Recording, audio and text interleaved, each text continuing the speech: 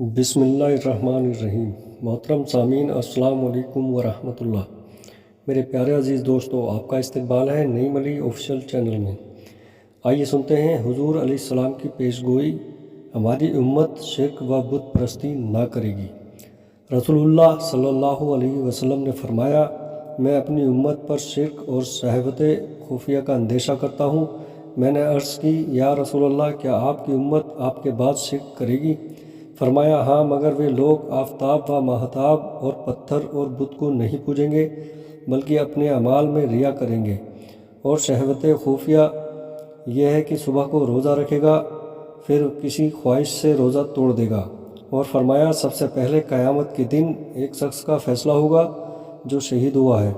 وہ حاضر کیا جائے گا، اللہ تعالیٰ اپنی نعمتیں دریافت کرے گا، وہ نعمتوں کو پہچانے گا یعنی اقرار کرے گا، ارشاد فرمائے گا کہ ان نعمتوں کے مقابل میں تو نے کیا عمل کیا ہے؟ وہ کہے گا، میں نے تیری راہ میں جہاد کیا یہاں تک کہ شہید ہوا۔ پھر اللہ تعالیٰ فرمائے گا، تو جھوٹا ہے، تو نے اس لیے قتال کیا تھا کہ لوگ تجھے بہادر کہیں، سو کہا گیا۔ پھر حکم ہوگا، اس کو منہ کے بل گھسیٹ کر جہنم میں ڈال دیا جائے گا۔ اور ایک وہ شخص جس نے علم پڑھا اور پڑھایا اور قرآن پڑھا، وہ حاضر کیا جائے گا، اس سے نعمتوں کا دریافت کرے گا، وہ نعمتوں کو پہچانے گا، فرمائے گا، ان نعمتوں کے مقابل میں تو نے کیا عمل کیا ہے؟ کہے گا، میں نے تیرے لیے علم سیکھا اور سکھایا اور قرآن پڑھا۔ فرمائے گا، تو جھوٹا ہے، تو نے علم اس لیے پڑھا کہ تجھے عالم کہا جائے اور قرآن اس لیے پڑھا کہ تجھے قاری کہا جائے، سو کہہ لیا گیا۔ حکم ہوگا، منہ کے بل گھسیٹ کر جہنم میں ڈال دیا جائے گا۔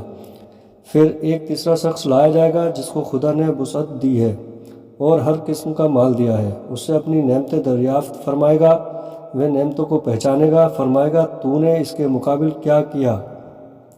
عرض کرے گا، میں نے کوئی راستہ ایسا نہیں چھوڑا جس میں خرچ کرنا تجھے پسند ہے، مگر یہ کہ میں نے اس میں تیرے لیے خرچ کیا۔ فرمائے گا، تو جھوٹا ہے، تو نے اس لیے خرچ کیا کہ سخی کہا جائے، سو کہہ لیا گیا۔ اس کے متعلق بھی حکم ہوگا، منہ کے بل گھسیٹ کر جہنم میں ڈال دیا جائے گا۔ اور فرمائے گا، جس کی نیت طلب آخرت ہے، اللہ تعالیٰ اس کے دل میں گناہ پیدا کر دے گا اور اس کی حاجتیں جمع کر دے گا، اور دنیا جلیل ہو کر اس کے پاس آئے گی۔ اور طلب دنیا جس کی نیت ہو، اللہ تعالیٰ فقر و محتاجی اس کی آنکھوں کے سامنے کر دے گا اور اس کے کاموں کو متفرق کر دے گا، اور ملے گا وہی جو اس کے لیے لکھا جا چکا ہے۔ حضرت ابو ہریرہ رضی اللہ تعالیٰ عنہ کہتے ہیں، میں نے عرض کیا، رسول اللہ صلی اللہ علیہ وسلم، میں اپنے مکان کے اندر نماز کی جگہ میں تھا، ایک شخص آ گیا اور یہ بات مجھے پسند آئی کہ اس نے مجھے اس حال میں دیکھا، یہ ریا تو نہ ہوا؟ ارشاد فرمایا، ابو ہریرہ، تمہارے دو ثواب ہیں، پوشیدہ عبادت کرنے کا اور اعلانیہ کا بھی۔ یہ اسی صورت میں ہے کہ عبادت اس لیے نہیں کہ لوگوں پر ظاہر ہو اور آپ بھی سمجھے، عبادت خالصاً اللہ کے لیے ہے۔ عبادت کے بعد اگر لوگوں پر ظاہر ہو گئی اور تبعاً یہ بات معلوم ہوتی ہے کہ دوسرے نے اچھی حالت پر پایا، اس طوعی مسرت سے ریا نہیں۔ عبادت کوئی بھی ہو، اس میں اخلاص نہایت ضروری چیز ہے، یعنی محض رضائے الہی کے لیے عمل کرنا ضروری ہے، دکھاوے کے طور پر عمل کرنا بالاجماع حرام ہے، بلکہ حدیث میں ریا کو شرک اصغر فرمایا۔ اخلاص کی وہ چیز ہے کہ اس پر ثواب مرتب ہوتا ہے، ہو سکتا ہے کہ عمل صحیح نہ ہو، مگر جب اخلاص کے ساتھ کیا ہو تو اس پر ثواب مرتب ہو۔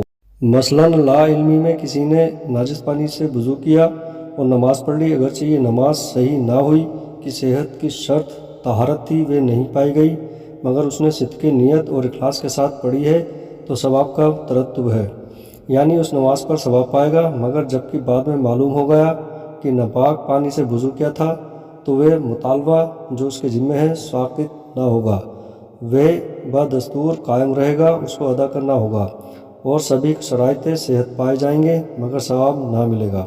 مثلاً نماز پڑھی، تمام ارکان ادا کیے اور شرائط بھی پائے گئے، مگر ریا کے ساتھ پڑھی تو اگرچہ اس نماز کی صحت کا حکم دیا جائے، مگر چونکہ اخلاص نہیں ہے، ثواب نہیں۔